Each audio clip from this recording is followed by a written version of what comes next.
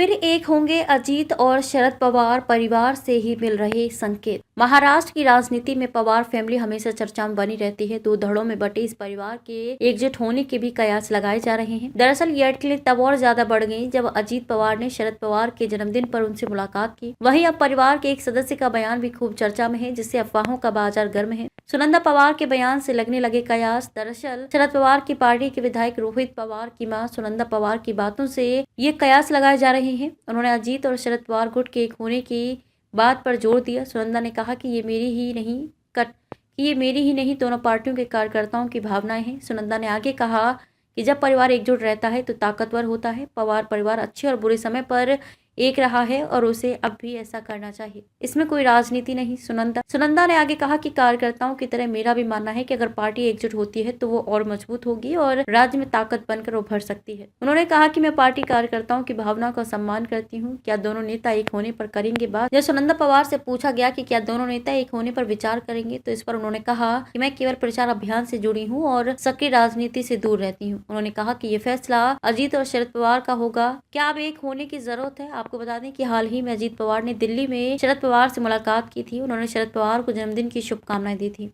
शरद पवार गुरुवार को 84 साल के हो गए हैं। मुलाकात के बाद अजीत पवार ने कहा था कि मैं केवल बधाई देने और चाचा से आशीर्वाद लेने आया था। पिछले साल अलग हुए थे शरद और अजीत पवार। गौरतलब है कि पिछले साल जुलाई में अजीत पवार के शिंदे सरकार में शामिल होने के बाद एनसीपी में फूट पड़ी थी। एनसीपी दो धड़ों में बट गई थी। अजीत पवार को एनसीपी का नाम और चिन्ह घड़ी मिल गया था। वहीं शरद गुट का नाम एनसीपी शरद चंद्र पवार रखा गया।